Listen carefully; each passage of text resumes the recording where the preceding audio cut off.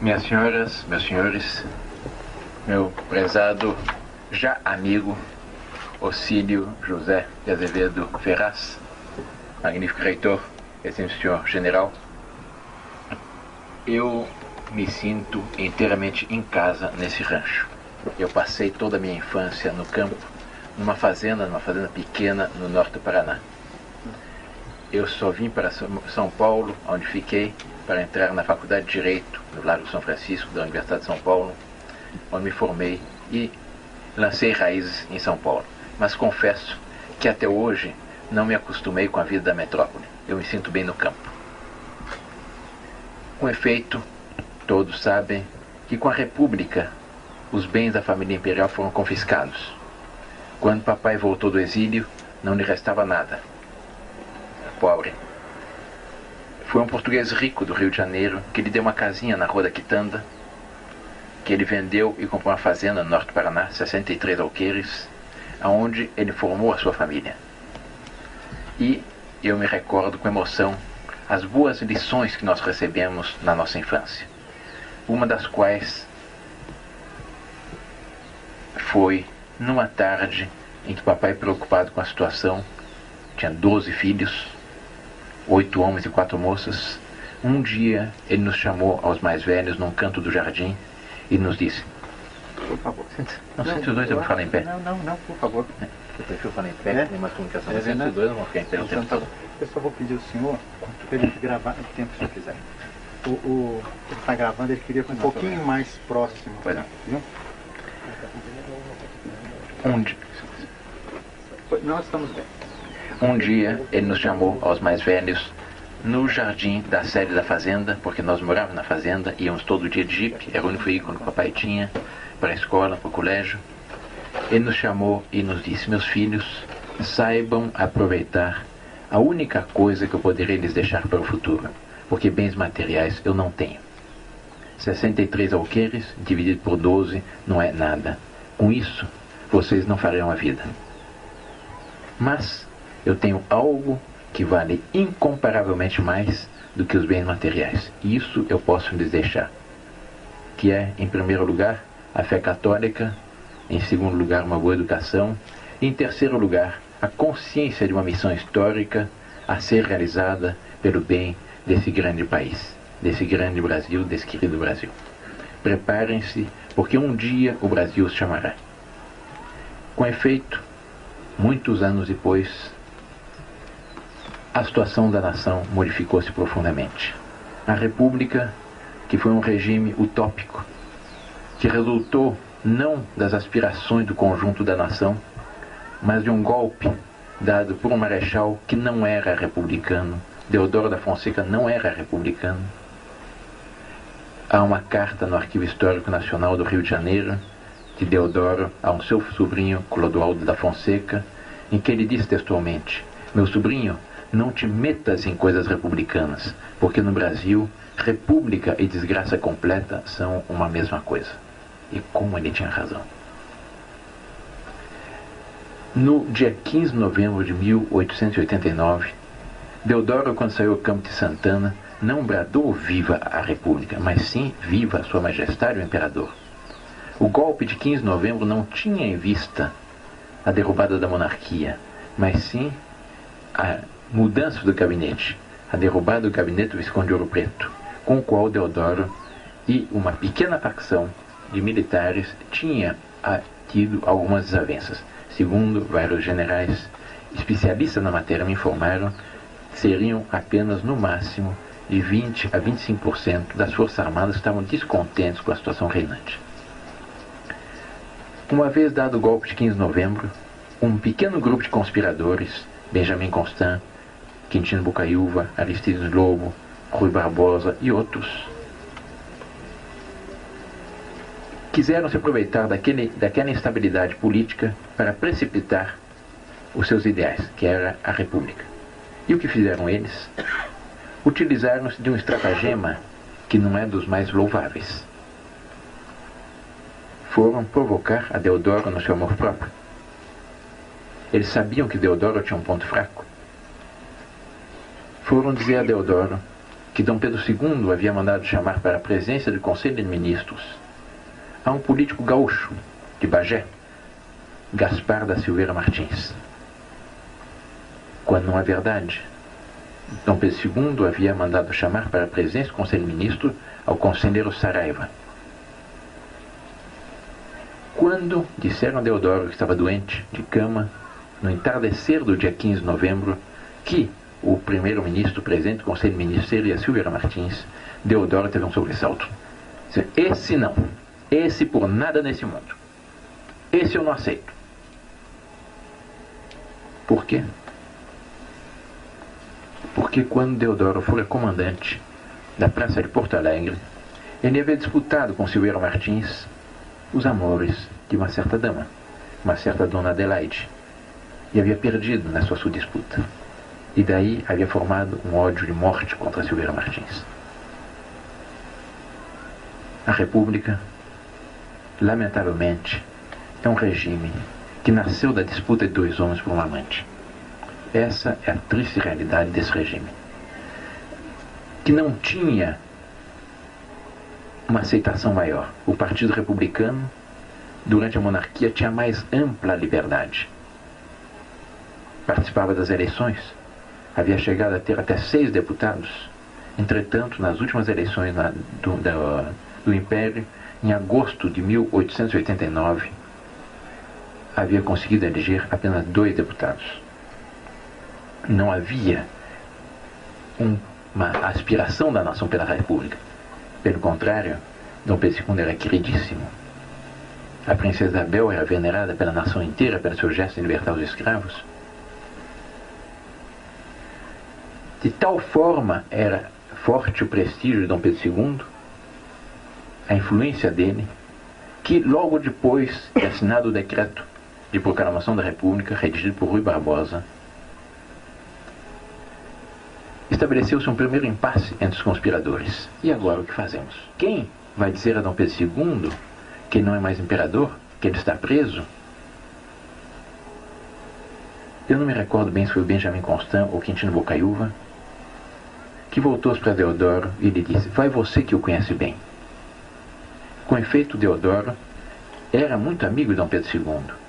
Deodoro era órfão e foi Dom Pedro II que pagou todos os seus estudos, que patrocinou a sua formação e todo o início da carreira militar. E Deodoro tinha uma dívida de gratidão com relação a Dom Pedro II. Deodoro, quando lhe foi dito isso, respondeu: eu não. Porque se eu for, o velho chora, e eu choro também, e aí está tudo perdido. Incumbiram o Major Solon de ir comunicar a Dom Pedro II que estava preso, que ele estava destituído preso, e que ele deveria seguir para o exílio.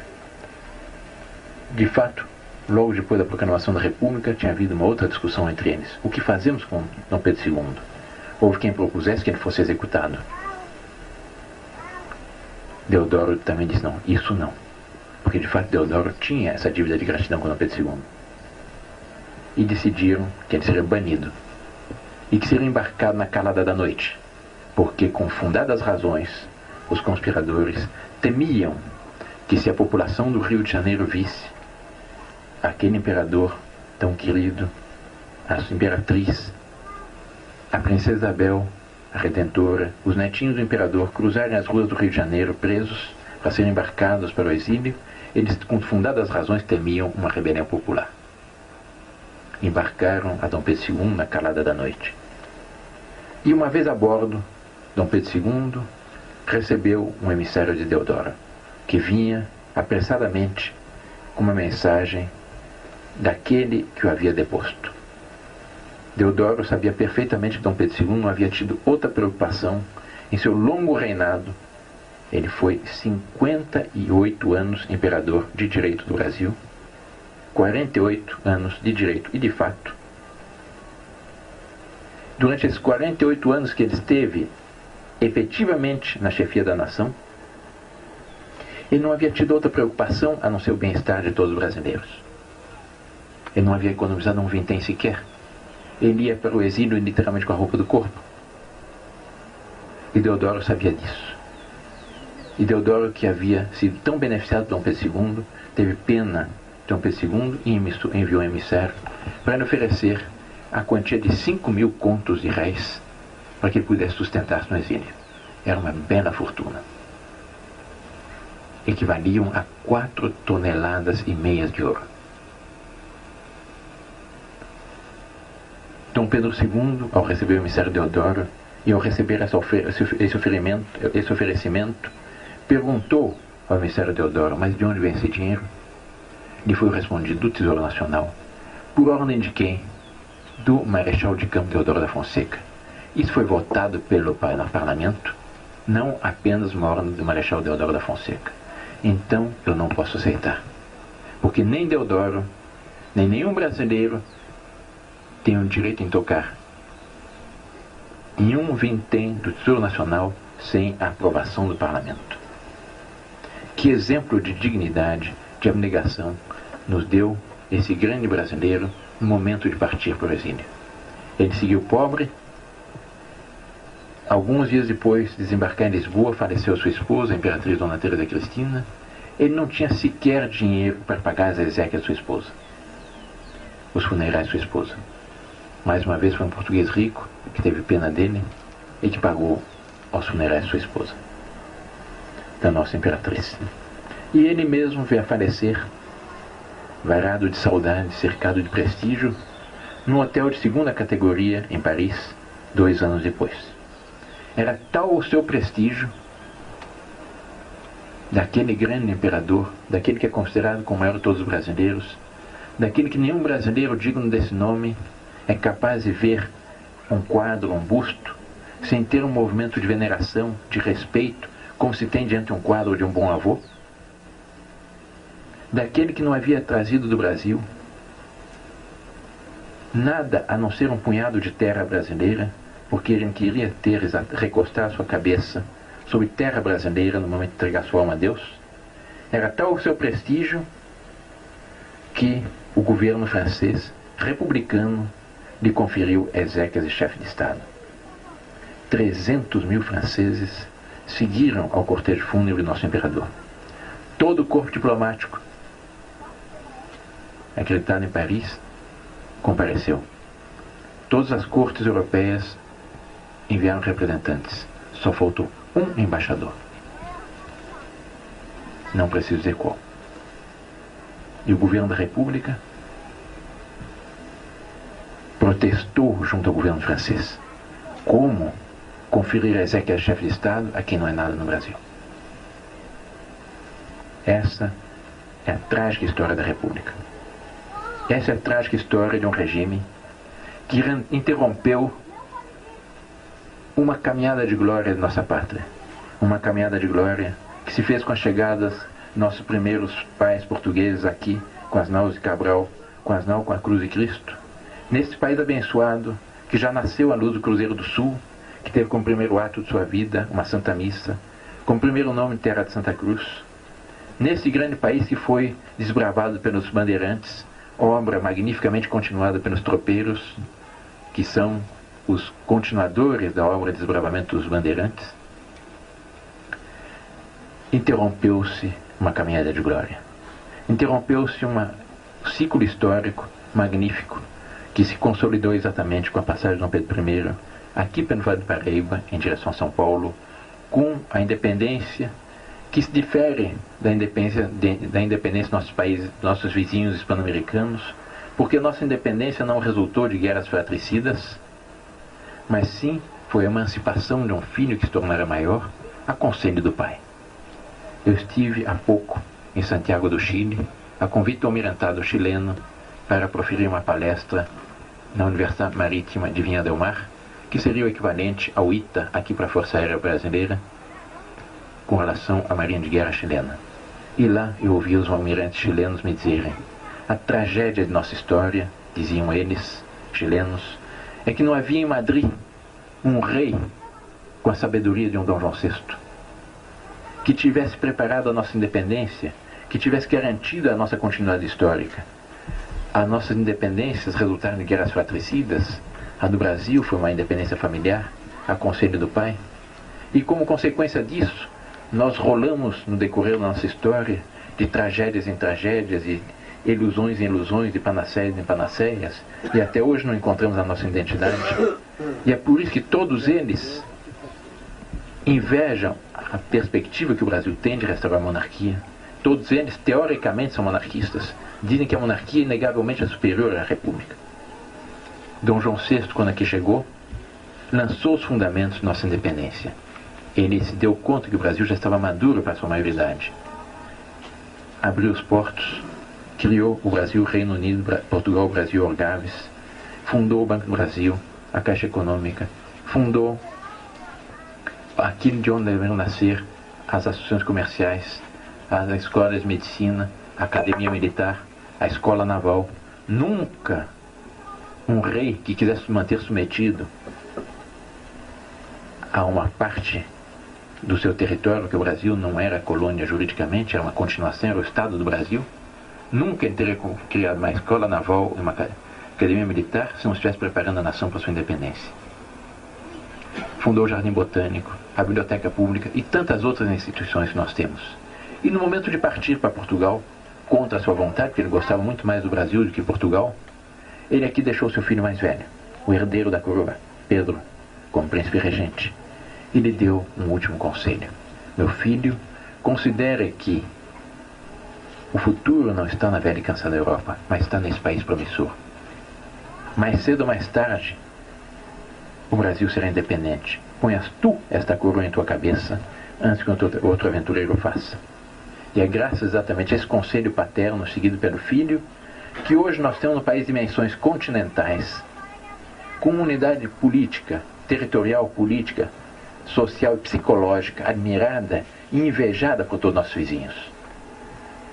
Em decorrência disso, depois nós tivemos uma evolução política com algumas dificuldades no primeiro reinado, com um certo caos durante a regência. Os historiadores dizem que foi uma experiência republicana em plena monarquia, para inaugurar-se no início do segundo reinado, quando um menino de 14 anos e alguns meses assume o trono, Dom Pedro II, em 1841, inaugurou o período áureo de nossa história.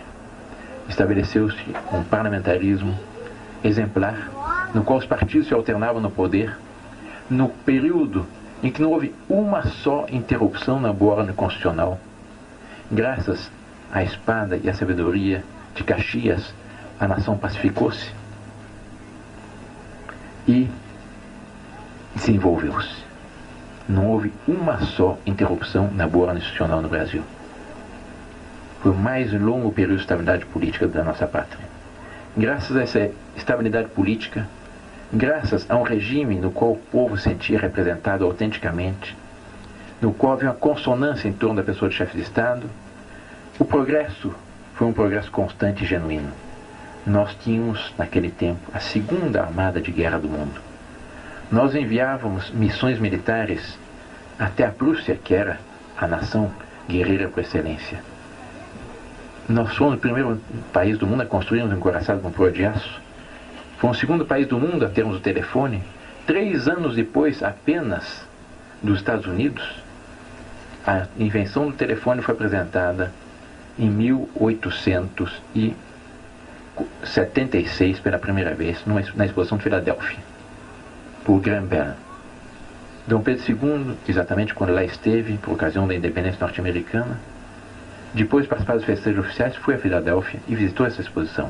E lá encontrou exatamente um pequeno stand de um homem totalmente desconhecido, um certo Graham Bell, que havia inventado um aparelho com o qual se poderia falar à distância.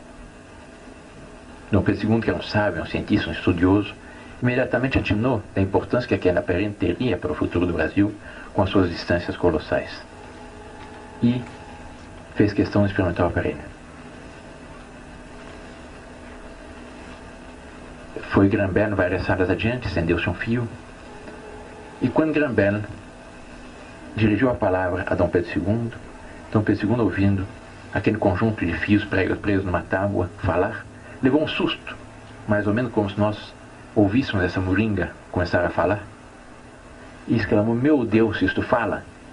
No dia seguinte, todos os jornais norte-americanos publicaram, em manchete, primeira página: meu Deus, isto fala! Exclamou o imperador do Brasil, ao experimentar o invento de Graham.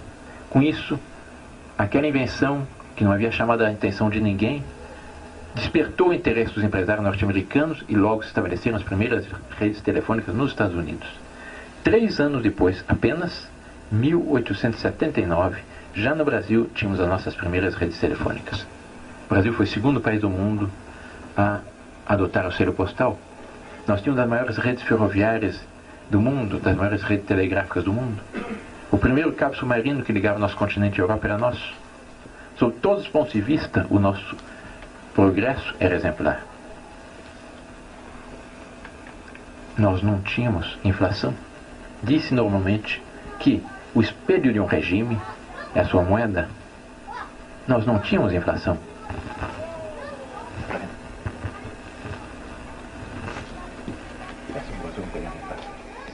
Eu tenho, aqui na minha pasta, eu pedi para trazerem algumas moedas do Império para lhes mostrar. O padrão nossa moeda foi estabelecido em 1846, com relação à libra esterlina. Nossa moeda valia 27 pence por 1.000 réis. Em 1846, vejam bem. Em 1889, no dia 15 de novembro de 1889, nossa moeda valia 27 pence e 3 quartos. Isto é, a libra esterlina havia caído um pouco. A nossa moeda se manteve perfeitamente estável. A mesma quantidade de ouro, a mesma quantidade de prata nas nossas moedas. Eu tenho aqui exatamente 2 moedas do Império.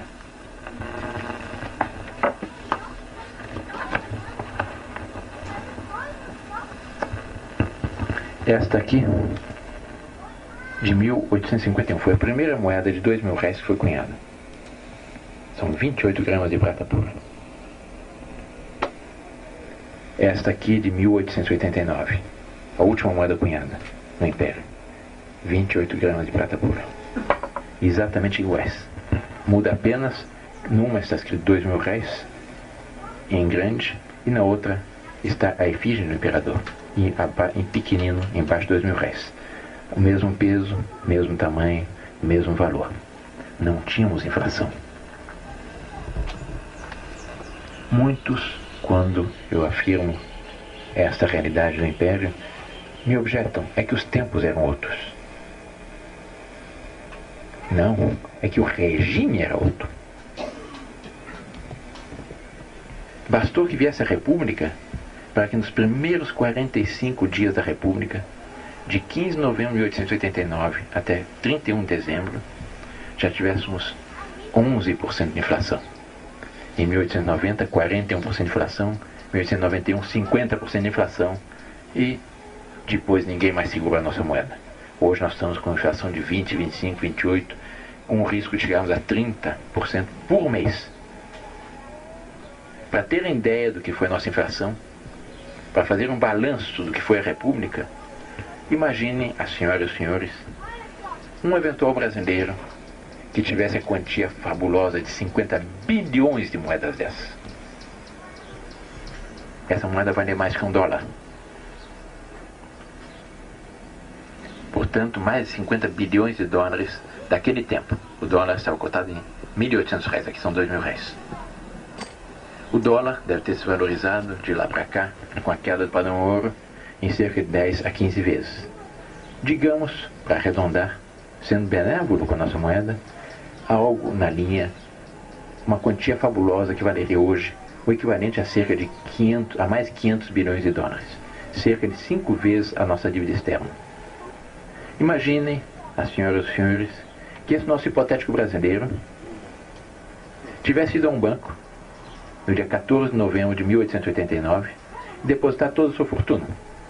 Ficasse na sua conta corrente, escriturado, fulano de tal tem 100 bilhões de mil réis, 100 milhões de contos. Tivesse tido um sono também hipotético, evidentemente, de 103 anos. Tivesse despertado hoje, dia 17 de outubro de 1992. E fosse ao banco retirar sua fortuna. Hoje não, porque é sábado. Fosse na segunda-feira. Até segunda-feira eu ficaria sonhando com tudo que iria fazer com o seu dinheiro. Ele chegaria na segunda-feira, dia 19 de outubro, no banco. Pediria para ver sua conta corrente. Estariam lá, intactos seus 100 bilhões de mil-réis, 100 milhões de contos, e pediria para retirar o seu dinheiro. O que ele receberia? Exatamente, precisamente esta moedinha aqui.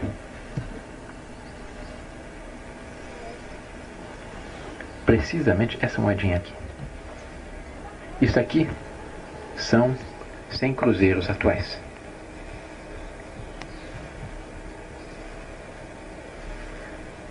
Façam a conversão. 100 cruzeiros atuais, o que equivaliam a 100 cruzados novos. A 100 mil cruzados do início do plano cruzado do presidente Sarney. A 100 milhões de cruzeiros novos do presidente Castelo Branco. A 100 bilhões de cruzeiros do Getúlio Vargas. 100 bilhões de mil-réis, 50 bilhões de 2 mil-réis. Este aqui é o balanço da República. 5 vezes a nossa dívida externa, reduzido a esta moedinha aqui. Essa moedinha aqui que me deram numa farmácia há 2 dias atrás, que eu fiz a conversão e cheguei à conclusão desse dado estarrecedor do que foi a desvalorização da nossa moeda provocada pela República. Nós tínhamos na monarquia não só uma moeda estável, progresso, mas nós tínhamos também uma distribuição de riquezas, de renda muito mais justa. Eu tenho aqui também, para lhes mostrar, um outro documento ilustrativo disso. Um documento da República, que está na Revista das Finanças Públicas, Ministério da Fazenda, que traz um quadro comparativo da economia no Império e na República. E traz a escala salarial na monarquia. O menor salário naquele tempo era de 25 mil-réis, um trabalhador manual sem nenhuma especialidade. 25 mil-réis, em valores atuais, é muito fácil fazer a conversão. Uma moeda de 10 mil-réis tinha 9 gramas de ouro puro. 25 mil-réis são 2 moedas e meia. 2,5 vezes 9 dá 22,5. 22 gramas e meio de ouro por mês, o menor salário. Ah, não, você que fez as contas. Hoje daria 1.852.000 cruzeiros. 1.852.000 cruzeiros, um trabalhador manual sem nenhuma especialidade.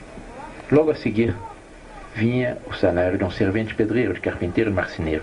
45 mil-réis, 40 gramas de ouro por mês. Servente pedreiro. 3.335.000. Depois disso, de um escriturário, depois uma professora primária. 67 mil-réis. Eram 60 gramas de ouro por mês. Daria hoje 4.965.000 cruzeiros.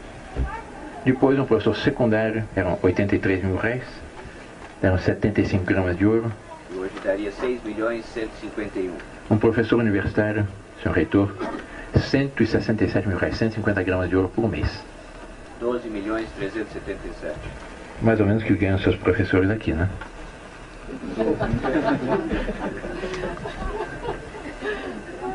E depois vinha o salário de um promotor de justiça, um juiz de direito, um desembargador, um general, um almirante, um deputado, um senador, etc. O maior salário, 300. Prestem atenção nesse detalhe. Maior 300, menor 12, menor 25. Dividam 300 por 25, dá 12. Isto é, o maior salário era apenas 12 vezes o menor salário. Comparem com a situação atual, em que o salário mínimo é aviltante e há certos marajás, certos funcionários públicos que chegam a receber até 300, 400, 500 salários mínimos. Esse foi o balanço da República, esse é o fruto da República. A monarquia havia garantido não só tudo isso, mas também um prestígio colossal do Brasil no Concerto das Nações. O Brasil tinha um grande prestígio. Quando havia uma questão internacional de países pan-americanos, países europeus, era o Brasil árbitro. Numa questão que quase levou aos Estados Unidos à guerra com a Grã-Bretanha, a questão do Alabama, quem foi o juiz? Foi Dom Pedro II. O Brasil gozava de um prestígio enorme no Concerto das Nações. Era tal o seu prestígio que, quando caiu a monarquia, o presidente da República da Venezuela exclamou: caiu a única democracia autêntica da América Latina. E quando caiu, e quando o nosso embaixador da Neo-República brasileira foi comunicar ao presidente da República do Equador que havia sido proclamada a República, no Brasil, que o Brasil finalmente havia adotado uma forma de governo livre, que o povo podia escolher o seu chefe de Estado, o presidente da República do Equador, que sabia o que era uma república, lhe respondeu: Senhor embaixador, Vossa Excelência julga por certo que eu vou felicitá-lo. Entretanto, permita-me uma franqueza. Franqueza que me obriga à nossa triste experiência republicana. Foi a maior asneira da sua história. Porque, com efeito, numa república, o povo não escolhe nada. Numa eleição presidencial, não é o povo que escolhe o seu chefe de Estado. O povo se limita a optar entre 2 ou 3 alternativas que os grupos de poder que dominam os partidos lhe apresentam. E muitas vezes a opção entre o mal maior e o mal menor. É o que nós vimos nas últimas eleições presidenciais, para dar nesse fiasco total do caçador Marajás, nesse desastre absoluto. Nunca houve tanta corrupção, nunca houve tantos Marajás. Uma eleição presidencial lança a nação num verdadeiro clima de guerra civil psicológico. Depois de uma eleição presidencial em que os candidatos se difamam, se insultam, se degradiam, se espancam de todas as formas, e rara uma eleição em que não haja 1, 2 ou muitas mortes, a nação desperta chagada. Mal essas chagas começam a cicatrizar, já começa a disputa pela sucessão.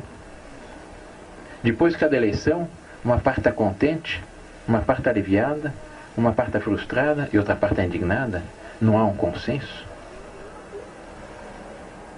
Psiquiatras norte-americanos, vejam bem, norte-americanos, daquela que é apresentada como uma democracia ideal, que na realidade não é democracia, é plutocracia, é oligarquia, têm feito estudos muito interessantes a respeito de um problema que eles são forçados a constatar, que são as consequências sobre o equilíbrio psíquico do conjunto da nação das sucessivas eleições presidenciais.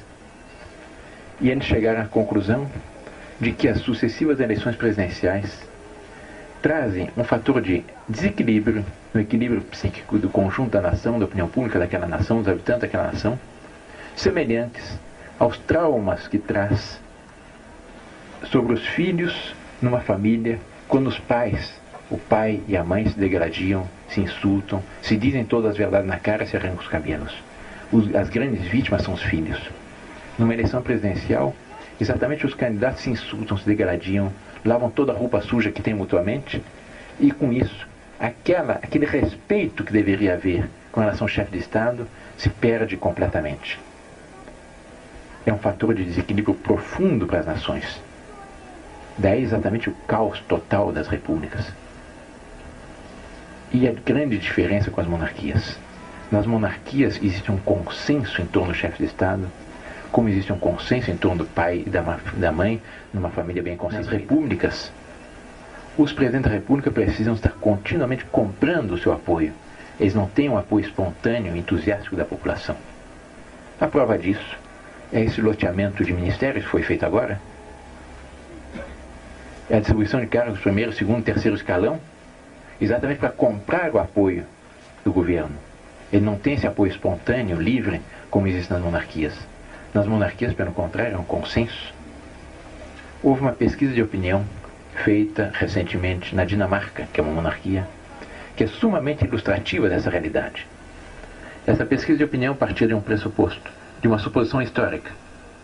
Imaginem que tivesse sido proclamada a República na Dinamarca, que os candidatos fossem o líder do partido majoritário, o líder da oposição, o principal líder sindical, o principal líder empresarial, a principal atriz de televisão, e assim uns 8 ou 10 personagens conhecidos do panorama político e social da Dinamarca. Entre esses nomes havia um, Margrethe Schleswig-Holstein. 98% dos dinamarqueses, ouvidos nas principais cidades da Dinamarca, indicaram que queriam ter como chefe de Estado a Margrethe Schleswig-Holstein, que é a rainha. E existe um consenso. Na Espanha, em torno do rei da Espanha, a mesma coisa. No Japão, idem. Na Inglaterra, na Suécia, na Dinamarca, na Noruega, em todas as nações. Há um consenso. Ele não depende dos grupos de poder. ele tem as possibilidades de ser exatamente esse juiz supremo. Porque as monarquias, ao contrário das repúblicas, as monarquias são orgânicas, são espontâneas, são naturais. As repúblicas são utópicas, são artificiais. As repúblicas nasceram como? Da elucubração cerebrina de alguns cientistas políticos, o primeiro dos quais foi Platão, que muito antes de Cristo imaginou como seria mais conveniente a estruturação política e social de uma nação, não baseando-se na realidade viva, na boa ordem posta por Deus na criação, mas baseando-se em fórmulas matemáticas. Eu não posso reduzir o meu organismo a fórmulas matemáticas, eu mato meu organismo. Com muito mais razão, não posso reduzir uma nação a fórmulas matemáticas. Uma nação todo rico demais para reduzir-se a fórmulas matemáticas. As monarquias não nasceram em consequência de utopias, mas resultaram da evolução natural e orgânica, pela vontade profunda da nação, pelos usos e costumes, como foi tão bem ressaltado aqui pelo Sr. Ocílio José Ferraz, pela vontade profunda, pelos usos e costumes da nação, que foram modelando, foram plasmando, a partir daquilo que é a célula básica da sociedade, que é a família, que foram plasmando um tipo de governo sobre a nação, que corresponde profundamente ao natural das coisas, que se vê espelhado na família e que tem como principal vantagem criar na nação a consciência que uma nação, antes de mais nada, é uma grande família com um destino em comum a realizar. Donde existe esse consenso, existe esse bem-querer mútuo, existe essa proteção, existe esse afeto entre aquele que é mais com relação ao que é menos, existe essa hierarquia e não diferenças aberrantes, existe o respeito pelo direito de cada um. É por isso que não há, na história da monarquia, acusação de que tivesse havido tirania. Nunca foi necessário na monarquia uma Gestapo, uma KGB ou uma polícia secreta de qualquer tipo. Pelo contrário, o grau de liberdade era incomparavelmente superior. E assim é em todas as monarquias. Sob todos os pontos de vista, existe esse consenso, esse bem-querer, e com isso a nação progride extraordinariamente. É por isso exatamente que o Brasil foi esse grande país. O Brasil era uma nação do primeiro mundo na monarquia. E é por isso que hoje ainda, se nós formos lançar um olhar analítico sobre o conjunto das nações existentes, nós encontramos o quê? Das 25 nações mais ricas do planeta, 18 são monarquias e apenas 7 são repúblicas. Das 44 democracias plenas, classificadas de acordo com os critérios das Nações Unidas, 31 são monarquias e apenas 13 são repúblicas. E o resto são regimes instáveis que não foram classificados como democracia entre as 180 e tantas nações do mundo. Por quê? Porque exatamente as monarquias correspondem profundamente ao natural das coisas. Procurem observar um pouco a realidade. Procurem analisar um pouco a boa ordem posta por Deus na criação. E vão encontrar o quê? Naquilo que era mais amplo na criação, mecânica celeste. Há sempre um ponto ordenativo, monárquico. O Sol é o astro-rei, em torno do qual gravitam a Terra, Júpiter, Vênus, Plutão, etc. Procurem observar o que é de menor, um átomo. Qual é a estrutura interna de um átomo? É uma democracia? Não. É uma micromonarquia? Existe um núcleo em torno do qual gravitam os elétrons? Se nós passamos por reino animal, a mesma coisa. Eu estive agora no centro de apicultura em Pindamonhangaba. As abelhas têm suas rainhas, as formigas têm suas rainhas, o touro no seu rebanho é rei. O senhor que está acostumado com as coisas do campo sabe disso, não há dois touros no mesmo rebanho. Um mata o outro. O leão é rei dos animais. Se nós passamos para a sociedade humana, a família não é eleição para pai, nem para mãe. A família é uma pequena monarquia. A mãe é a rainha do lar, o pai é o rei. E os filhos o que são? São os príncipes herdeiros. É por isso que é tão frequente um pai se dirigir à sua filha e dizer: minha filhinha, vem cá, minha princesinha, vem aqui, me dê um beijo, me dê um abraço. Ou a mãe para o seu filho: meu príncipezinho, faça isso, não faça aquilo. Por quê? Porque são os príncipes herdeiros, são os continuadores daquela estirpe. É o natural das coisas monárquicas. Numa fazenda, o fazendeiro é um pequeno monarca. Ele tem uma parcela de soberania. Ele não tem a soberania plena, mas ele tem uma parcela de soberania. No dia que houver eleição para patrão na fazenda, está estabelecido o caos.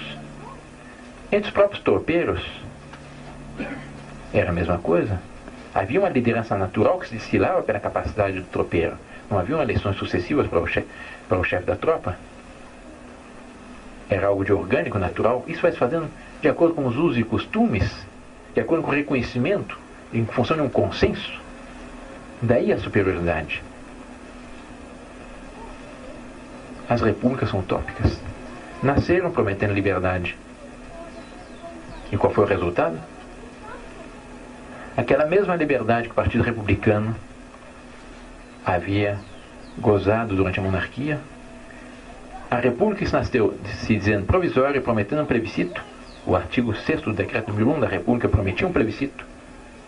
A República pôs os monarquistas fora da lei. Porque exatamente eles temiam esse plebiscito, eles tinham certeza que se houvesse um plebiscito eles perderiam. Se houve uma corrente política no Brasil que teve seus direitos cassados durante 99 anos, fomos nós monarquistas. Nós tivemos nosso direito político cassado no dia 23 de dezembro de 1889, foi o decreto número 85A da República, que os cariocas, com o seu costume por apelido em tudo, apelidaram decreto Rodia. Um decreto que eu tenho aqui, mas que eu não leio em respeito às senhoras aqui presentes, porque é um decreto que se utiliza de palavras de baixo calão na sua exposição de motivos. E nós mantivemos nossos direitos políticos cassados pelas sucessivas constituições republicanas que introduziram a chamada cláusula pétrea, que era um dispositivo constitucional que proibia toda e qualquer articulação visando a modificação da forma republicana de governo, portanto visando a restauração da monarquia. Nós só voltamos a ter a plenitude dos nossos direitos políticos no dia 5 de outubro de 1988, que foi a data da entrada em vigor da atual Constituição. Com 99 anos de direitos políticos cassados. Dos 103 anos de República, mais de 70 anos foi em regime de exceção. Estado de sítio, ditaduras, suspensão de garantias individuais, etc. Nos últimos 66 anos, vejam bem, desde a eleição de Washington Luiz em 1926, até hoje, um só presidente civil, um só, terminou seu mandato. Foi Juscelino Kubitschek. Mesmo assim, ele tomou o poder graças a um golpe de Estado do general Lott, que depôs o presidente Carlos Luz. Um presidente civil. O outro foi Dutra, mas Dutra todos sabem que foi eleito com as cartas marcadas. Ele era ministro da guerra do Getúlio Vargas e tinha toda a máquina a seu favor na sua eleição.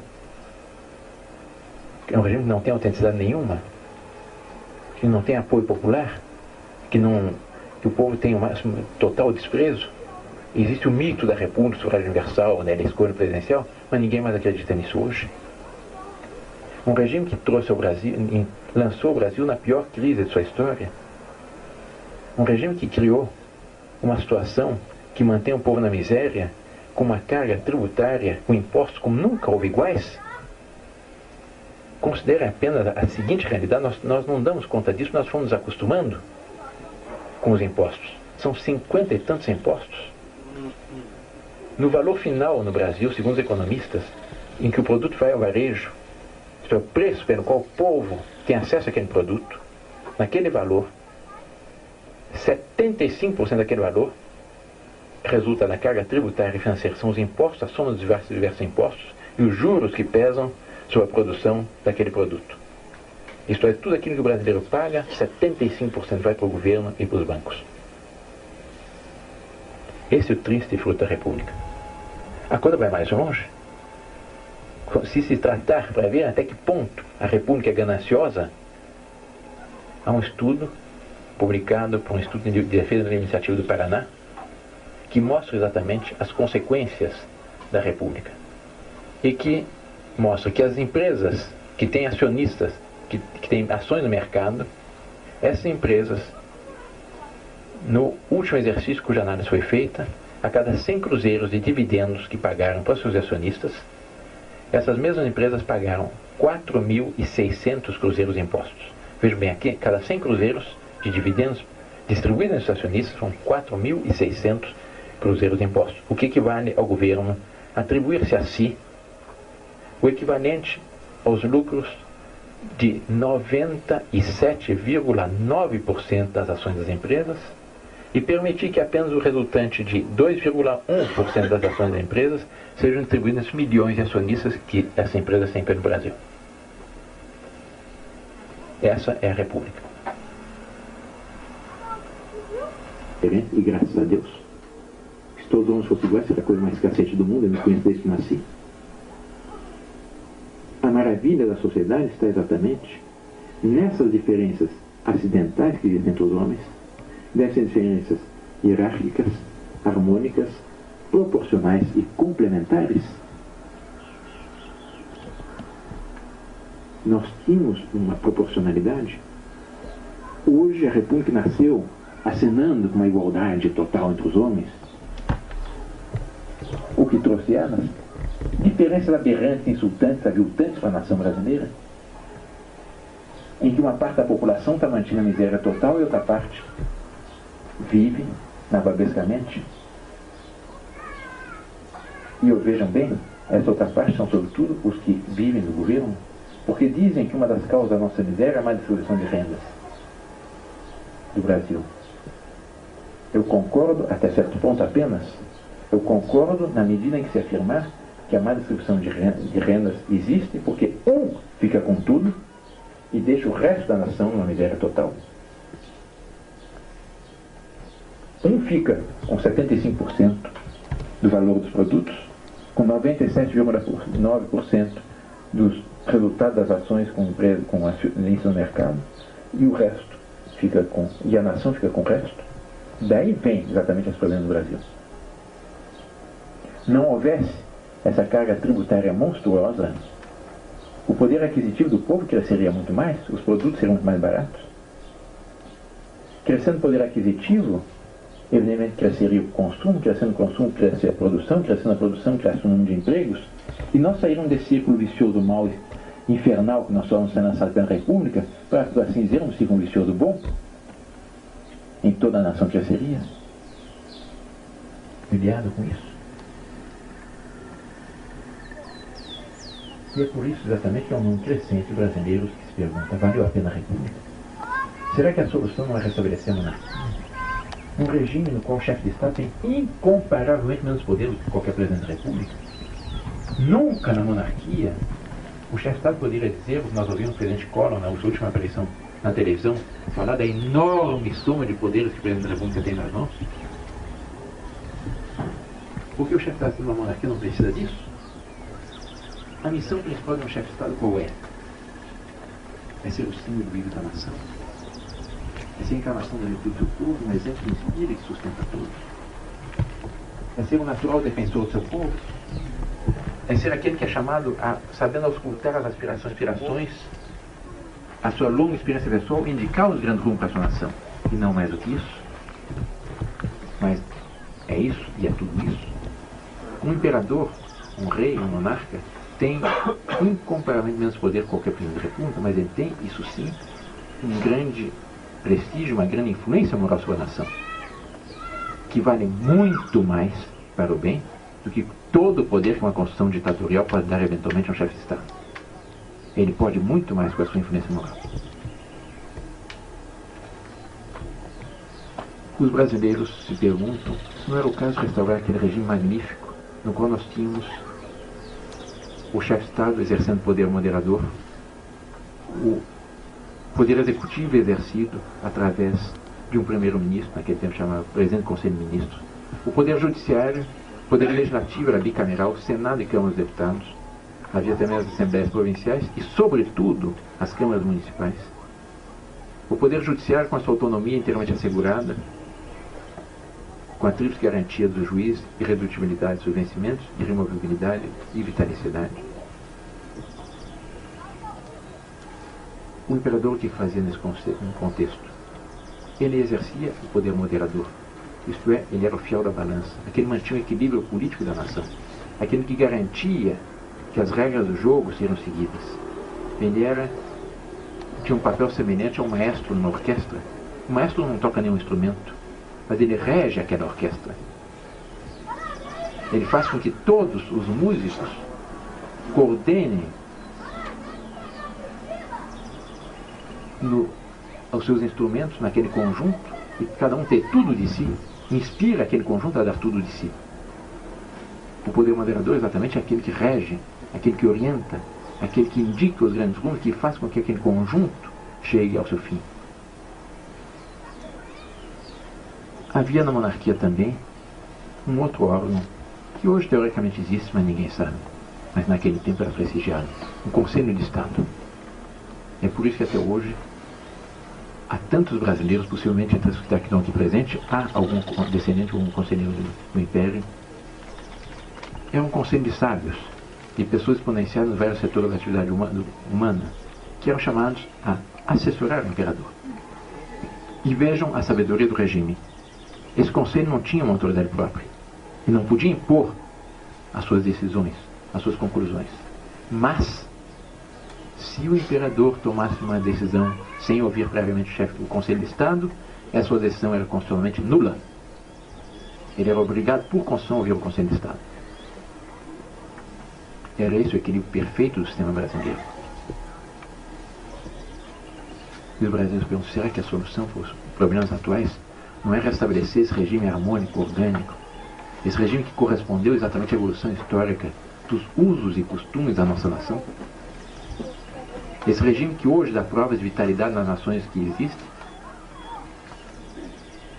e esse número de brasileiros vai crescendo.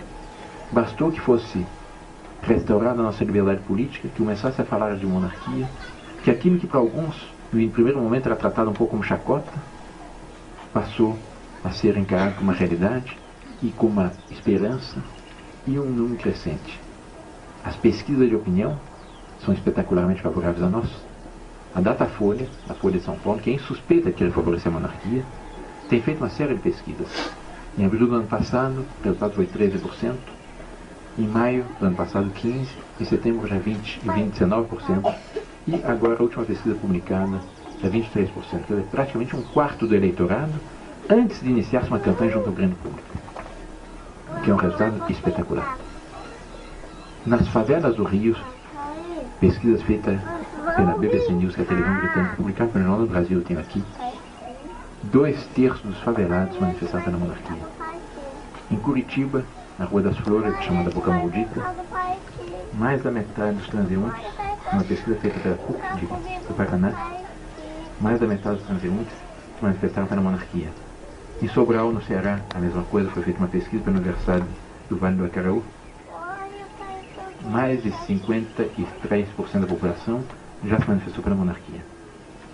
Daí, exatamente, nós temos a esperança de que, com a ajuda de Deus, nós poderemos ver a nossa pátria, depois do plebiscito, retomar as vias de sua história que jamais deveria ter abandonado. Quer dizer, retomar o caminho do qual se extraviou. A República foi um acidente de percurso. 100 anos na história de uma nação equivale a alguns meses na história de um homem. A República foi um extravio curto na história do Brasil. E nós temos esperança de, com isso, poder restaurar o Brasil, fazer com que o Brasil volte a ser uma nação respeitada, fazer com que o Brasil seja realmente aquela grande potência que ele é chamado a ser, que está nos desígnios de Deus que ele venha a ser, e que está no sonho de todos os brasileiros. Porque os brasileiros têm dado uma prova de sabedoria admirável em meio a essa crise. Nunca o povo sofreu tanto com a situação atual. E o que nós encontramos no povo brasileiro? Ambiente de revolta, saqueios, saques de lojas, queimar automóveis nas ruas? Não. Os brasileiros, segundo uma pesquisa publicada pelo Estado de São Paulo alguns dias atrás, estão procurando na sua história uma lição, uma solução para os seus problemas. E segundo o Estado de São Paulo, numa pesquisa publicada alguns dias atrás, quando se lhes fala de monarquia, o conjunto dos brasileiros vibram com essa perspectiva. É por isso que nós temos percorrido esse grande, esse querido e esse tão sofrido Brasil, nessa pregação para exatamente despertar essa esperança, para que nós nos unamos todos numa união sagrada, nessa grande epopeia, para construirmos o Brasil e nossos sonhos. Essa é a mensagem que eu lhes trago aqui em Caçapava, nesta manhã, nesse ambiente tão ligado às nossas tradições, que é a Fundação Nacional do Tropeirismo. Agradecendo ao convite que me foi feito para dirigir essa palavra, e estou inteiramente à disposição para responder a toda e qualquer pergunta que queiram me fazer. Eu tenho insistido muito, a característica principal da monarquia é que na monarquia a nação é uma grande família. Nós estamos numa crise, nós estamos num momento difícil, o Brasil está procurando soluções, vamos fazer um conselho de família, vamos trocar ideias, pergunte o que quiserem, manifestem suas perplexidades, suas dúvidas, suas objeções, livremente, sem receios, para trocarmos ideias sobre isso. Desde o general, o reitor, o presidente da fundação, as senhoras muito especialmente, eu estou inteiramente à disposição para todos, para nos responder qualquer pergunta. Minhas senhoras e meus senhores, muito obrigado.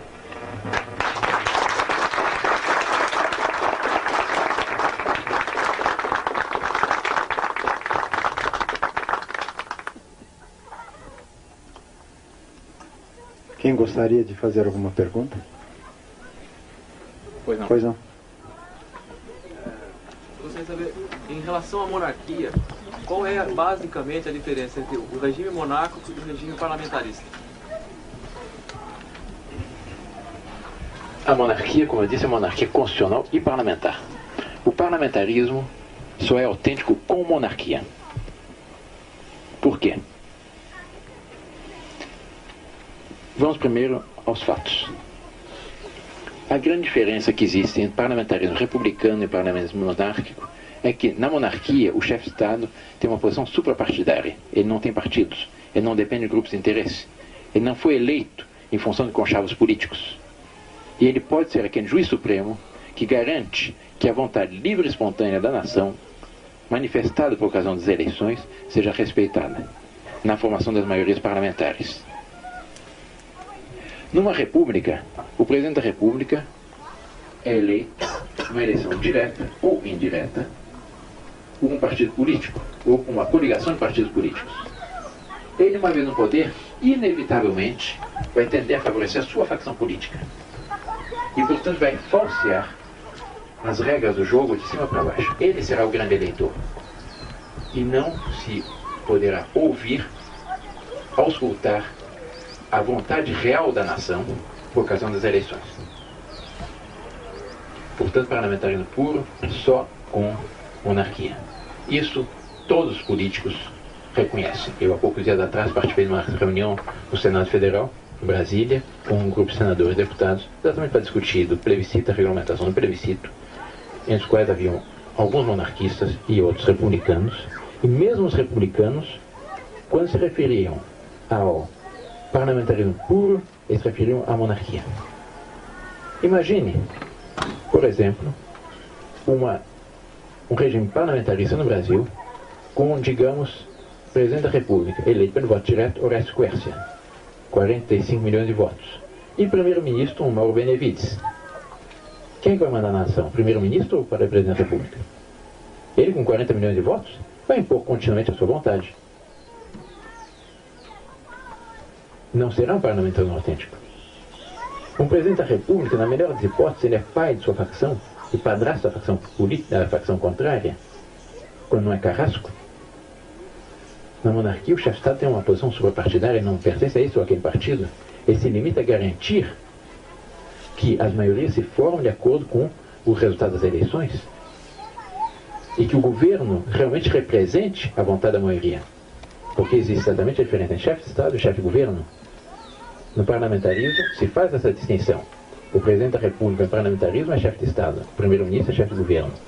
Na monarquia, o imperador é chefe de Estado. O primeiro-ministro é chefe de governo. O parlamentarismo autêntico só com monarquia.